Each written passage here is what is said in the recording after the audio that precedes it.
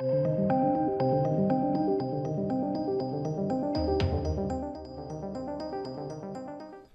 welcome to the channel, ladies and gentlemen. I'm in the very strange position right now of reviewing Season 2 of Batwoman, Episode 3, and not hating it. I know! Whoa! You're going to dislike the video. It's very odd. But I think what this episode did specifically well, and potentially why it's so good, it didn't really have that much of Batwoman in it. It had this chap. Victor Zazz. He was great. He was really good. I don't know what to tell you guys. I genuinely don't know what to tell you. He was compelling. I enjoyed it. He had fun. He was messing around. Like, you could just tell this guy was having a real good time playing this role.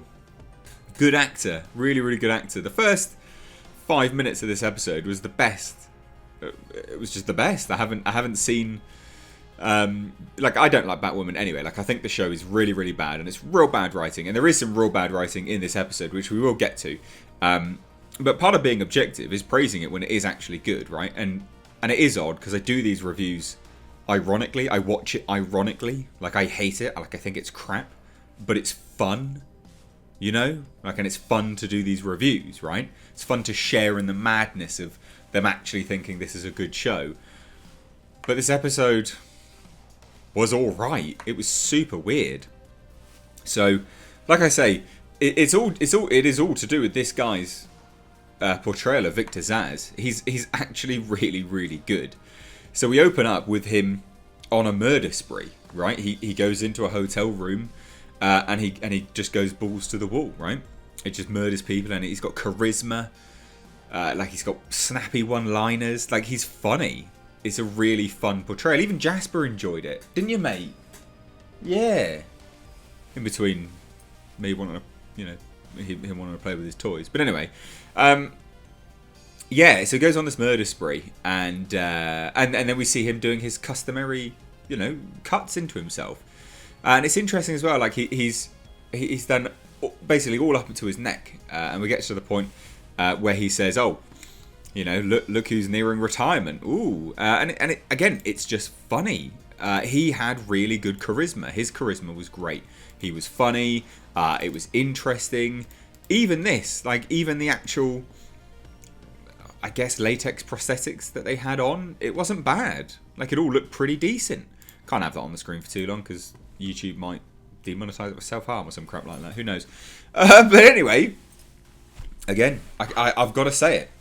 Wasn't bad, and it progressed, right? Like, he walks into, later in the episode, he walks into Hamilton Dynamics or Hamilton Medical, whatever it is, and he walks right up to someone in broad daylight. This is the thing, the beauty of what they do with this character is he is mad. He does all this stuff in broad daylight.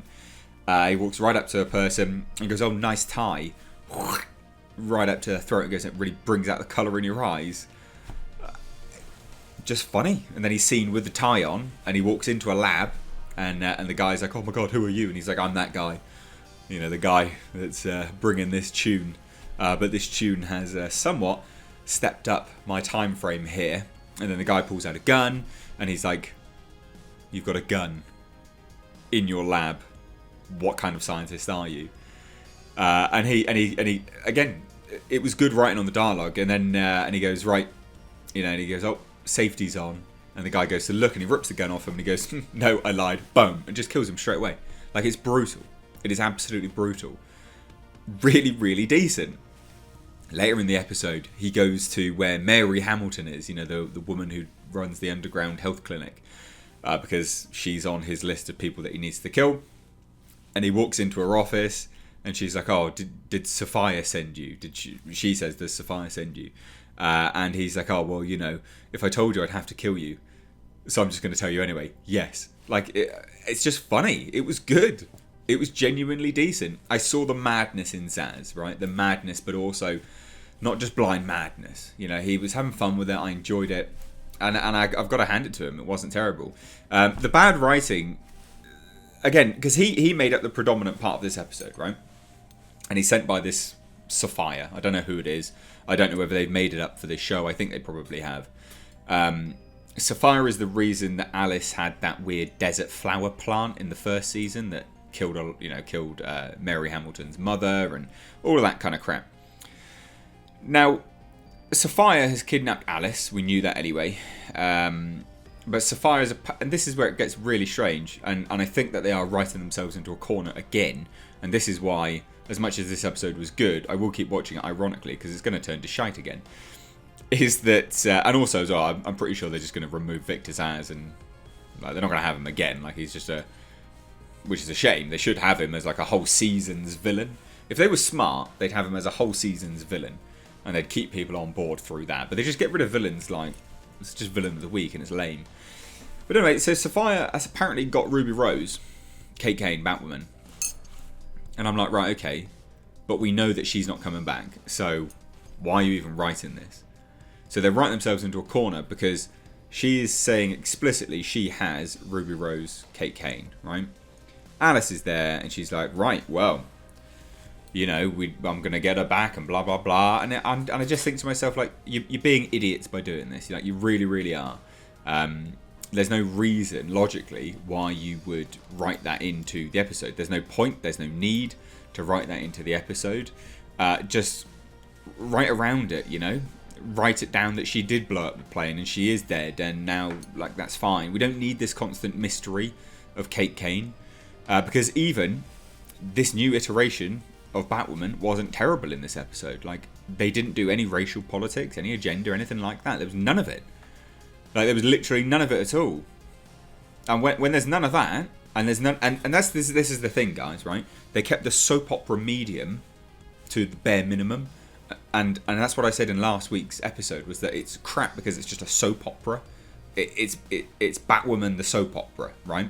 Not Batwoman the comic book character. And because they kept all of that to a minimum, she wasn't insufferable. She was actually all right. So all those people that just say I mindlessly hate on stuff, I genuinely don't. You know, like, I'm happy to praise stuff when it's actually decent, and this was actually decent. Like, there was some absolute garbage elements to it, right? Bitch Mams comes to frame, not to come to frame, but comes to grab something from Victor Zazz's apartment, right? And again, in this, there was some funny commentary. Like, she was like, "Are you sure this is the right address, guys? Because he's got paintings all over the place." And they're like, "Well, yeah, that would genuinely be what like a psychopath would do." Like, it's funny commentary. And he does come out, and she's struggling to get like a baton out and things like that. And so he's like, "Oh, well, whilst you're struggling and whilst we're waiting for something to happen, let me go get you a drink." Like, it's funny. But obviously they're going to succumb to the pressures of, you know, all the racial politics crap that they normally do, and the soap opera drama crap that they normally do. You know, lesbian lovers this and lovers that, and it all descend to crap again next week. But I'm in the weird situation where I've got to give it props. I know. Don't hate me. I don't know what to say. I feel dirty, guys. I'm going to go and have a shower now. Gross.